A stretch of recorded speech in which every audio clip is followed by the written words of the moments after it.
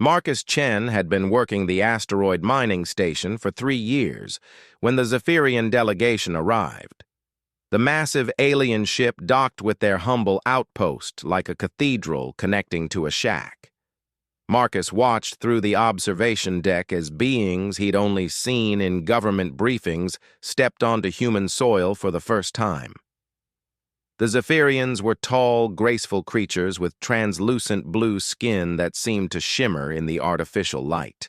Their leader, Ambassador Veltar, moved with the fluid motion of water, her forearms gesturing in complex patterns as she spoke with Station Commander Hayes. Marcus had studied their language basics, but hearing it in person was like listening to music made of wind chimes. "Stay back, Chen," his supervisor Rodriguez muttered. "This is way above our pay grade." But Marcus couldn't look away.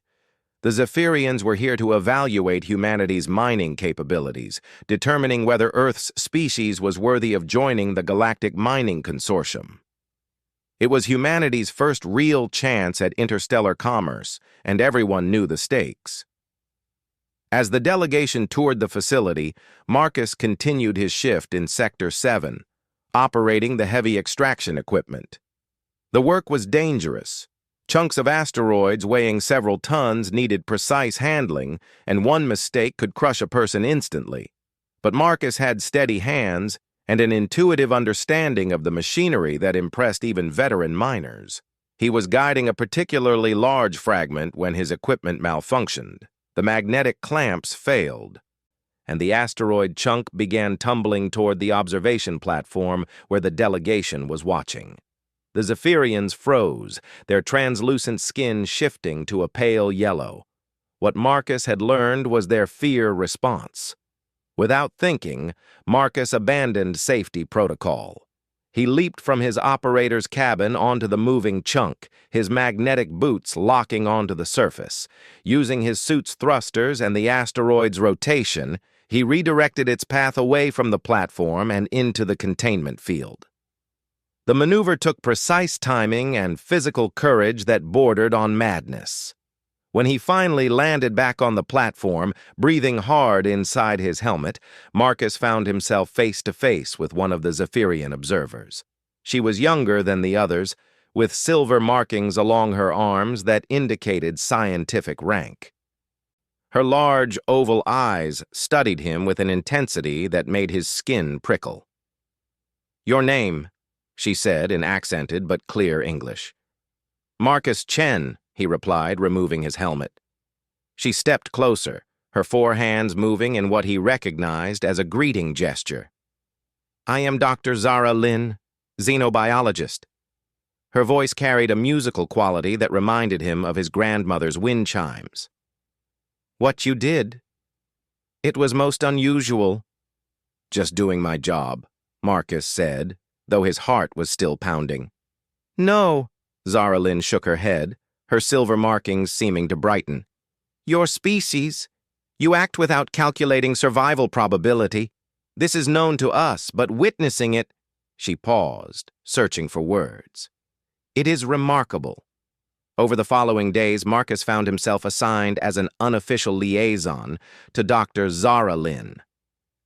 Her scientific team was studying human work patterns, and she seemed particularly interested in observing him. They walked through the mining tunnels together, Marcus explaining human safety procedures, while Zara Lin took notes on a device that projected holographic symbols into the air. "Your people work in conditions that would terrify most consortium species," she observed, watching miners operate equipment in zero gravity. "Yet you show no hesitation." "Fear doesn't mine asteroids," Marcus replied. "Besides, humans have always done dangerous work. It's how we built everything we have." Zara Lin's skin shifted to a warm purple. What Marcus had learned indicated deep thought or emotional engagement. "Tell me about Earth," she said, "about your world." As they sat in the station's small recreation area, Marcus described home. He told her about oceans that stretched beyond horizons, about mountains that touched clouds, about cities that never slept. He spoke of seasons changing, of storms that could level buildings, of deserts and forests, and the endless variety of landscapes that had shaped humanity. "Your world sounds violent," Zara Lynn said, but her tone was fascinated rather than judgmental. "It can be," Marcus admitted. "But it's also beautiful. The violence taught us to be strong, but the beauty taught us to hope." She leaned forward, her four hands clasped together. "Hope. This concept appears frequently in human language. My people have no equivalent word." "What do you mean?" "We plan. We calculate. We prepare for probable outcomes. But this idea of believing in unlikely positive results, it is foreign to us." Marcus considered this. "Maybe that's why we're willing to do crazy things. We believe they might work out." Their conversations continued over the 2-week evaluation period. Marcus learned that Zara Lynn came from a water world where everything was predictable, where her people had eliminated most forms of danger through careful planning and advanced technology. In return, she learned about human resilience, about a species that had climbed down from trees and somehow reached for the stars. On the final day of the evaluation, Marcus was working the night shift when alarms began blaring. A massive solar flare was approaching, something their early warning systems had missed. The station needed to be evacuated immediately, but the Zephyrian ship's docking clamps had malfunctioned due to electromagnetic interference. Commander Hayes was coordinating the evacuation when Marcus realized the problem. The clamps could be manually released, but someone would have to go outside during the solar storm. The radiation would be lethal to most species, and even humans would have only minutes before their suits failed. "I'll do it," Marcus said, reaching for his helmet. "Absolutely not," Hayes replied. "That's a suicide mission." "Maybe," Marcus said, sealing his suit, "but someone has to try." As he prepared to leave the airlock, he found Zara Lynn waiting in the corridor. Her skin had shifted to deep blue, which he'd learned indicated strong emotion. "You will die," she stated. "Probably," he agreed. "But if I don't try, we all die for certain." She approached him, her four hands reaching out to touch his helmet. "I do not understand your species." "That's okay," Marcus smiled. "Most of the time, neither do we." As he stepped into the airlock, he heard her whisper something in her own language. Later, he would learn she had said, "I wish to understand." The solar storm hit just as Marcus reached the docking clamps. The radiation counters on his suit began screaming warnings, but he focused on the manual release mechanism. His hands shook inside his gloves as electromagnetic pulses fried his suit's systems one by one. The first clamp released, then the second. By the third, his helmet display was flickering, and he could feel the heat of radiation cooking his suit's outer layer. The fourth clamp stuck, corroded by years of use. Marcus pulled out his plasma cutter, knowing it would drain his suit's remaining power. The tool flared to life, and he began cutting through the stubborn mechanism. Sparks flew around his helmet as metal melted away. His suit's life support was failing, and he could hear the hiss of air leaking from somewhere. The final clamp released just as his vision began to blur. Marcus stumbled back toward the airlock, but his suit's navigation was dead. In the chaos of the storm, he couldn't see the station's lights. He was drifting in space, radiation cooking him alive, with no way to find home. Then a hand grabbed his arm. Through his damaged helmet visor, he saw Zara Lynn in an emergency suit, her four arms pulling him toward the station. She had followed him into the storm. They tumbled through the airlock together just as the station's emergency systems sealed everything tight. Marcus collapsed, his suit smoking and systems dead. Zara Lynn's emergency suit had fared better, but even she was shaking from the experience. "Why?" Marcus gasped as medics rushed to help them both. "Why did you follow me?" Zara Lynn pulled off her helmet, her silver markings now glowing bright white. I told you I wish to understand, she said.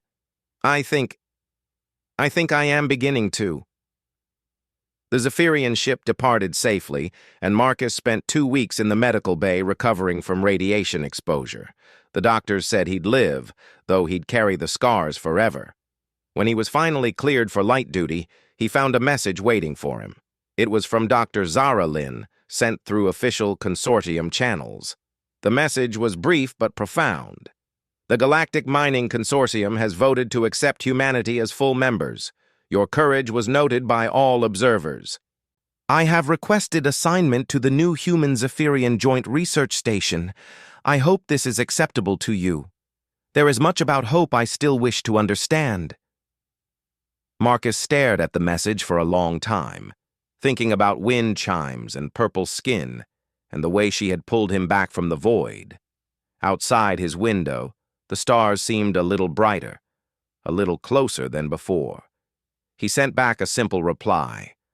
I'd like that too. 6 months later, Marcus stood on the observation deck of Research Station Aurora, watching the construction crews put finishing touches on humanity's first joint interstellar facility. The station orbited a neutron star system, its exotic radiation providing unique opportunities for advanced research that excited scientists from dozens of consortium species. Dr. Zara Lynn had arrived 3 weeks ago with a team of Zephyrian researchers, and Marcus had been assigned as their primary human liaison. The work was fascinating, but it wasn't the science that made his heart race every morning. It was the way Zara Lynn's silver markings brightened when she saw him, and how she had started using human expressions like good morning and take care. Marcus! Her voice carried its musical quality across the research lab as he entered for his shift. She was working at a holographic display, her 4 arms manipulating complex equations that seemed to dance in the air. I need your opinion on something. He approached her workstation, noting how other researchers, both human and alien, gave them space. The interspecies teams were still learning to work together, and relationships like theirs were unprecedented. What are you working on? He asked, studying the swirling mathematical models. Probability calculations for deep space mining operations, she explained, her skin shifting to the warm purple he'd learned indicated engagement with a problem. But I keep getting results that don't match human operational success rates. Marcus looked at the equations, recognizing some of the variables from his mining experience. What kind of discrepancy? According to my calculations, human mining operations should fail 67% more often than they do. Your species consistently achieves results that my models say are impossible. Her lower hands gestured in frustration while her upper hands continued manipulating data. Maybe your models don't account for everything, Marcus suggested. That is what troubles me, Zara Lynn said, turning to face him fully. I have been studying human behavior for months, and there are factors I cannot quantify. This hope you speak of, this willingness to attempt low-probability solutions, how do I put that in an equation? Before Marcus could answer, alarms began sounding throughout the station. Emergency lights bathed everything in red as Commander Sarah Okafor's voice echoed through the comm system. All personnel to emergency stations. We have a Code 7 situation in Sector 12. Marcus and Zara Lynn rushed toward Sector 12, joining streams of personnel moving through the corridors. A Code 7 meant catastrophic system failure with immediate threat to life. When they reached the sector, they found chaos. A critical power coupling had exploded, severing the main energy feed to the station's artificial gravity generators. Without gravity, the delicate research equipment in the labs would be destroyed, and several ongoing experiments involving dangerous materials would become lethal hazards. The backup generators won't hold, Chief Engineer Torres reported to Commander Okafor.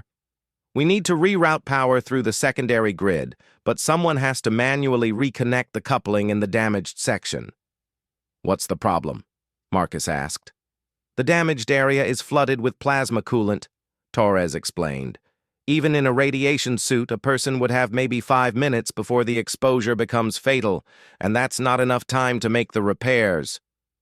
Marcus studied the schematic on Torres's tablet. The coupling was located in a narrow maintenance shaft, accessible only through a series of crawlways that would prevent the use of automated repair drones.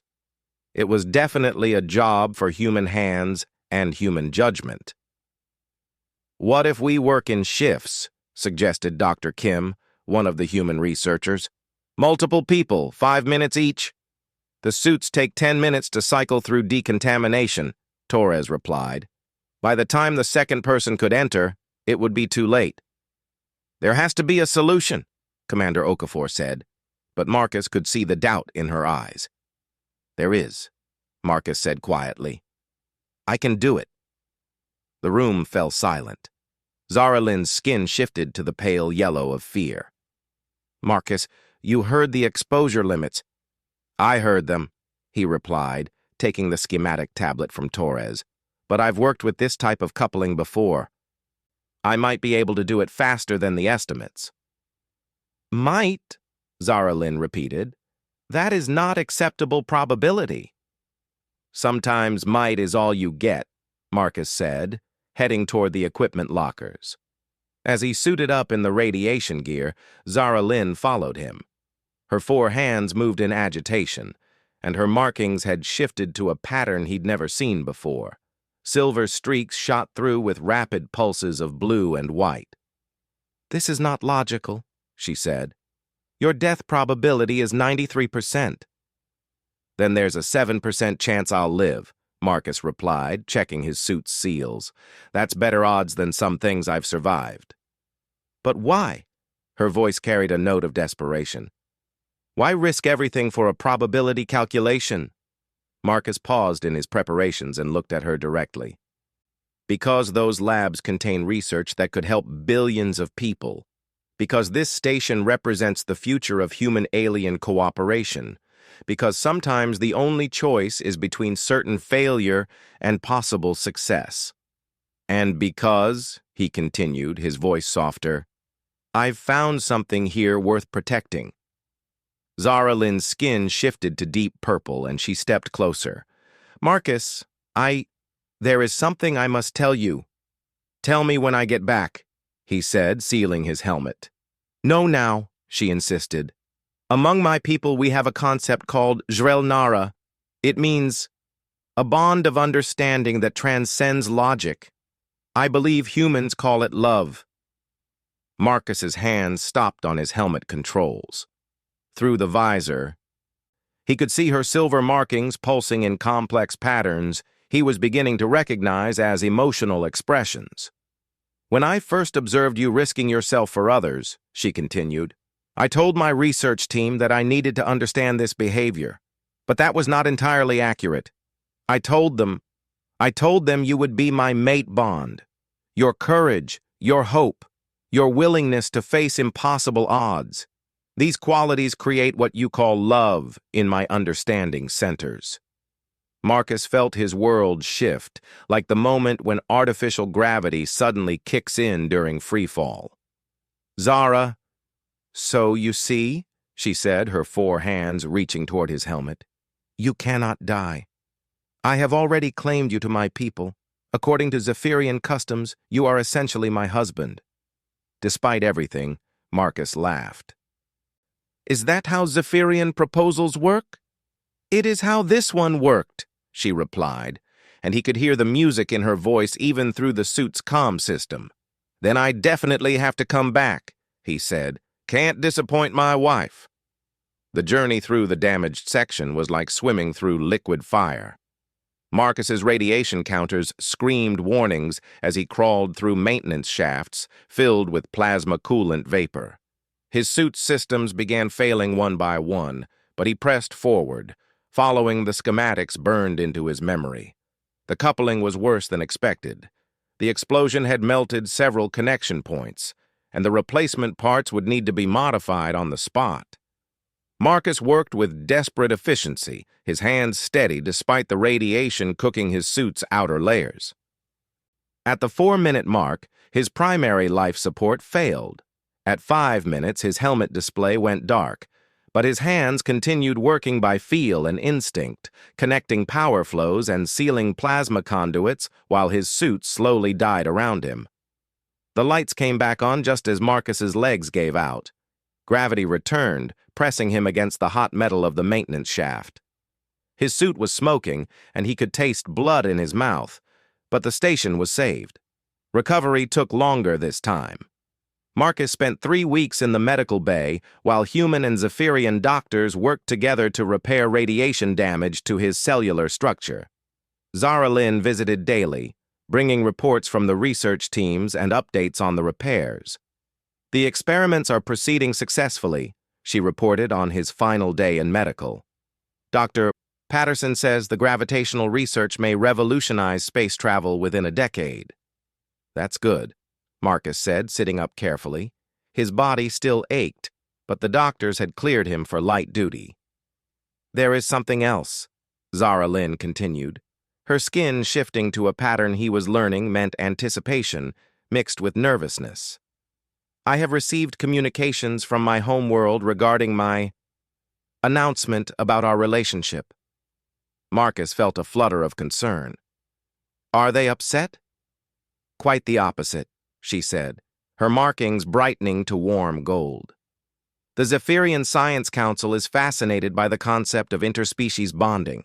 They have requested detailed behavioral studies and cultural exchange programs.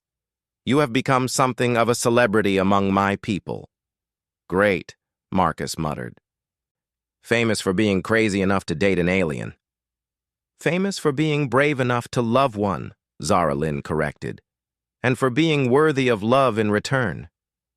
She approached his bedside, her 4 hands moving in the formal greeting pattern she'd taught him, but then she deviated from the traditional gesture, reaching out to take his hand in 2 of hers. "Marcus Chen," she said formally, "according to Zephyrian customs, and with the blessing of both our peoples, I officially request that you accept the bond of Zrel Nara. Will you be my mate and research partner for as long as our lives allow?" Marcus looked at her silver markings, now pulsing in rhythms that seemed to match his heartbeat. He thought about courage and hope, about impossible odds and the beauty of believing in unlikely outcomes. "Yes," he said simply. "Though I should warn you, humans have a tendency to make even simple things complicated." "I am beginning to appreciate that quality," Zara Lynn replied, her skin shifting to the most beautiful pattern Marcus had ever seen. Warm gold shot through with silver spirals that seemed to dance with joy. "Besides," she added, leaning closer, "I still have much to learn about hope. And you, my brave human, are an excellent teacher." Outside the medical bay windows, the neutron star pulsed with exotic radiation, its energy powering research that would benefit countless worlds. But Marcus was looking at Zara Lynn's face, thinking that the most incredible discovery wasn't happening in the labs at all. It was happening right here, between 2 people from different stars who had found something worth protecting in each other. 2 years after their bonding ceremony, Marcus and Zara Lynn were working aboard the deep space exploration vessel Horizon's Edge, mapping uncharted systems at the edge of consortium space. Their research on human-alien cooperation had become legendary throughout the galaxy, and they'd been selected to lead the first truly integrated crew on humanity's most ambitious mission yet. The ship was a marvel of combined technology, human engineering married to Zephyrian energy systems and enhanced by contributions from 17 other consortium species. Marcus served as the human expedition leader, while Zara Lynn headed the xenobiology department. Their partnership had become a symbol of what different species could achieve together. "Marcus, you need to see this," Zara Lynn called from her station on the bridge. Her skin was displaying the rapid silver pulses that indicated excitement mixed with concern. He left his command chair and moved to her workstation, where she was analyzing data from their latest sensor sweep. The readings showed something impossible, a massive structure orbiting a dead star in a system that should have been empty. What are we looking at? Marcus asked, studying the holographic display. A space station, Zara Lynn replied, her four hands manipulating the image to show different angles. But it's larger than anything in consortium records, and Marcus, it's moving. The structure was indeed moving, following a complex orbital pattern around the dead star. As they watched, sections of it shifted and reconfigured themselves, like a mechanical organism adapting to its environment. Any signs of life? Marcus asked. That is the disturbing part, Zara Lynn said. There are life signs, but they do not match any known species in the consortium database. The biological signatures are unusual. Captain Torres, who had been monitoring their conversation, approached from her command station. Could it be a lost colony? Something that got cut off from the rest of the galaxy? Possible, Marcus said. But look at the technology level. That station is more advanced than anything we've seen. If it's a colony, it's from a species that surpassed the consortium in engineering. Recommendation? Captain Torres asked. Marcus looked at Zara Lynn, seeing the curiosity burning in her large eyes. They'd spent 2 years exploring the unknown together, and her scientific instincts were as sharp as ever. But there was something else in her expression, a cautiousness that spoke to the wisdom she'd gained from observing human risk-taking. We investigate, Marcus said, but carefully. Full defensive posture, and we're ready to jump out at the first sign of hostility. The Horizon's Edge approached the mysterious station slowly, transmitting standard consortium greeting protocols on all frequencies. For hours, there was no response. Then, as they drew within scanning range, the station suddenly came alive with activity. Sections that had been dormant began glowing with energy patterns unlike anything in consortium technology. The structure continued to reconfigure itself, and massive sensor arrays emerged from its surface, all focusing on the approaching human ship. They're scanning us, reported Lieutenant Chen from the sensor station. The resolution is incredible. They're getting detailed readings on everything from our hull composition to individual crew members. Any response to our communications? Captain Torres asked. Nothing yet, came the reply from communications. Wait, something's coming through now. The bridge speakers crackled to life, and a voice emerged, but it wasn't speaking any known language. The sounds were complex, layered with harmonics that suggested multiple vocal systems working together. Yet somehow the translation software was working, converting the alien speech into understandable words.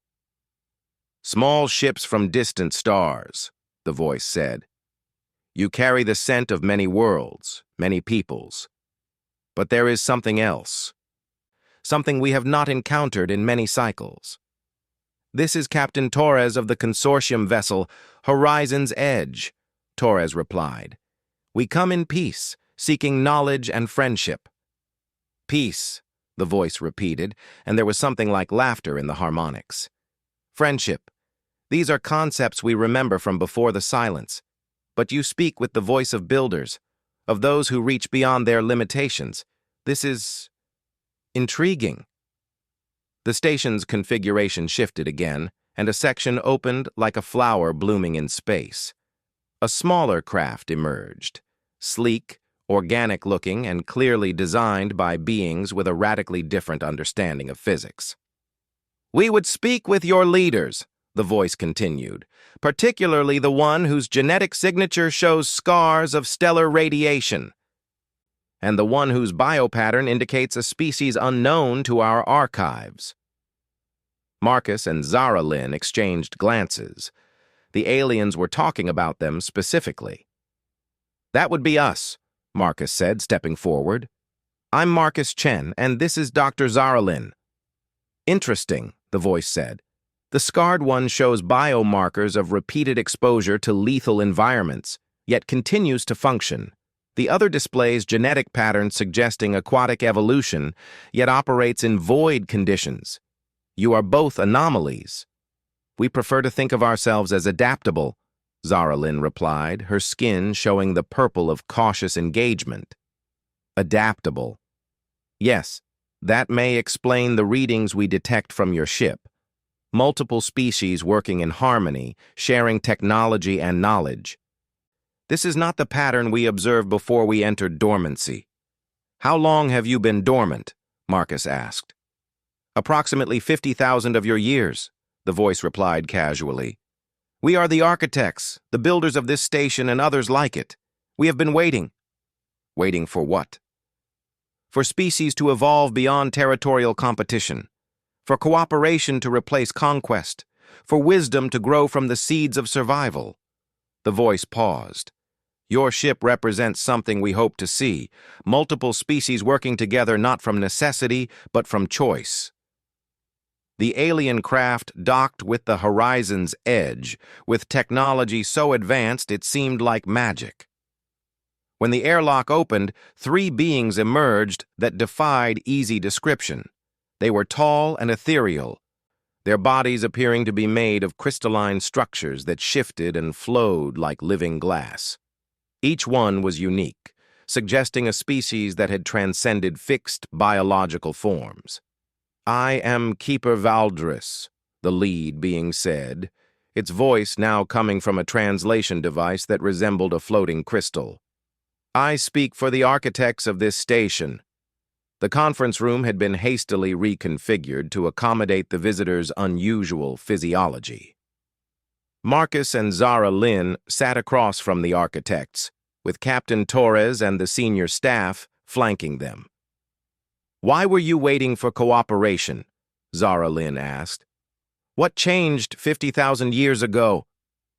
Keeper Valdris's crystalline form shifted, colors flowing through its structure like aurora. We witnessed the rise and fall of dozens of spacefaring species. All followed the same pattern: initial exploration, territorial expansion, competition for resources, and ultimately, self-destruction or stagnation. We decided to wait until something different emerged. And you think we're different? Marcus asked. Perhaps, Valdris replied. Your species, human Marcus, shows remarkable resilience. You face lethal odds repeatedly and continue to function. Your companions from the water world have learned to think beyond pure logic, embracing uncertainty as a tool for growth. Together, you represent something new. But you're still not certain about us, Zara Lynn observed. Correct, Valdris admitted, which is why we propose a test. The test, as Valdris explained it, was both simple and terrifying. The architects had been guardian of an ancient repository of knowledge, technologies and wisdom collected from hundreds of species over millions of years. Some of these species had achieved transcendence, moving beyond physical existence. Others had destroyed themselves with their own creations. The knowledge in our repository could advance your consortium by thousands of years, Valdris explained. Faster than light communication, matter conversion, even technologies that could extend life indefinitely. But such power has always led to conflict. So what's the test? Marcus asked, though he was already beginning to suspect. We will give you access to one technology of immense power, Valdris said.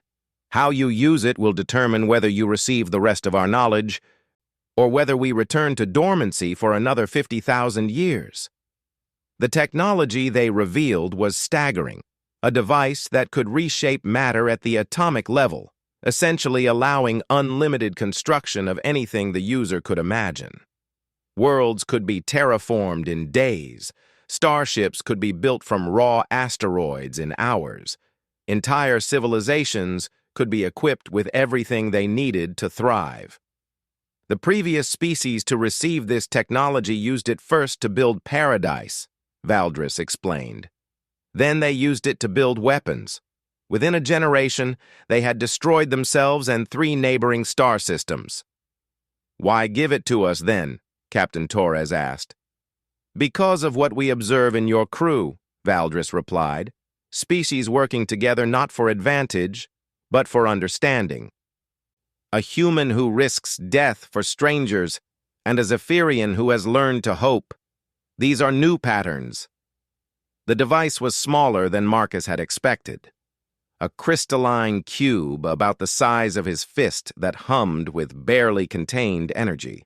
The architects demonstrated its capabilities on a small asteroid, transforming raw rock into a fully functional outpost, complete with life support systems and research facilities. "The choice is yours," Valdris said. "Use this gift as you see fit. We will observe and judge accordingly." Back aboard the Horizon's Edge, the senior staff debated what to do with the device. Some wanted to return immediately to Consortium space and begin mass production of everything from medical facilities to defensive weapons. Others argued for careful study and gradual implementation. "The power to reshape matter," Dr. Kim mused. "We could solve hunger, poverty, resource conflicts throughout the galaxy. Or create the ultimate weapons," Lieutenant Chen pointed out. "What happens when everyone has access to unlimited construction capability?" Marcus listened to the debates, but found himself watching Zara Lynn. Her skin was cycling through patterns of deep thought, and her four hands moved in the complex gestures that indicated she was processing multiple probability calculations simultaneously. "What are you thinking?" he asked quietly. "I am thinking about hope," she replied. "About the difference between what we can do and what we should do. And I believe I finally understand why humans succeed when logic says they should fail." Her skin shifted to the warm gold that indicated joy mixed with discovery. "You do not ask, can we? You ask, should we? Even in the face of unlimited power, you consider consequences for others." Marcus understood what she was suggesting. The test wasn't really about the technology. It was about wisdom, about the ability to choose restraint when power was available. "We're going to give it back, aren't we?" he said. "No," Zara Lynn replied. "We are going to do something better." Her proposal was radical. Instead of keeping the device or returning it, they would use it once, for a specific purpose that would demonstrate humanity's understanding of power and responsibility. They would use it to build something that could never be used as a weapon, a massive research station dedicated to peaceful cooperation between species. The construction took 3 days. Working together, the entire crew of the Horizon's Edge designed and built a space station that dwarfed anything in Consortium history. But instead of defensive systems or manufacturing capabilities, it contained laboratories, cultural exchange facilities, medical research centers, and habitation areas specifically designed for dozens of different species. When they were finished, Marcus placed the device back in its containment field and transmitted a message to the architects. "We return your gift," he said. "But we offer something in exchange, proof that some species can choose wisdom over power." Keeper Valdris materialized on the bridge of the Horizon's Edge, its crystalline form now pulsing with colors that seemed to indicate approval. "Fascinating," it said. "You possessed unlimited creative power, and you chose to build something that serves others rather than yourselves." "That's what humans do," Marcus replied. "We hope for something better, then we work to build it." "And we learn from those who hope," Zara Lynn added. "Even when logic suggests failure, hope allows for possibilities we cannot calculate." Valdris's form brightened considerably. "The test is complete. The consortium has proven worthy of our trust." The knowledge transfer took weeks. Technologies that could revolutionize medicine, communication, transportation, and 100 other fields flowed from the architect repository into consortium databases. But more importantly, the principles of wisdom and restraint became central to how these technologies would be implemented. Marcus and Zara Lynn found themselves at the center of a new age of galactic cooperation. Their research station became the first of hundreds built throughout consortium space, each one dedicated to peaceful advancement rather than competitive advantage. Years later, when Marcus was old and his radiation-scarred body was finally beginning to fail, He stood on the observation deck of their research station with Zaralyn. Her own form had changed too. Zephyrian lifespans were longer than human ones, but she had chosen to undergo a procedure that would synchronize her aging with his, so they could grow old together. "Do you ever regret it?" she asked, her markings now a gentle silver that spoke of deep contentment. "Giving up unlimited power?" Marcus looked out at the stars, where dozens of species worked together on projects that would have been impossible alone. Human courage had been tempered with Zephyrian wisdom, while Zephyrian logic had been enhanced with human hope. The galaxy was becoming something neither species could have achieved separately. "I've never regretted choosing love over power," he said, taking her hand in his, "and I never will." Outside their window, ships from 100 worlds came and went, carrying the fruits of cooperation to the farthest reaches of known space. The architect's gift had become something greater than technology. It had become proof that wisdom and hope could triumph over fear and greed. And in a small apartment overlooking the research bays, two beings from different worlds continued their greatest experiment, learning what it meant to build a life together among the stars.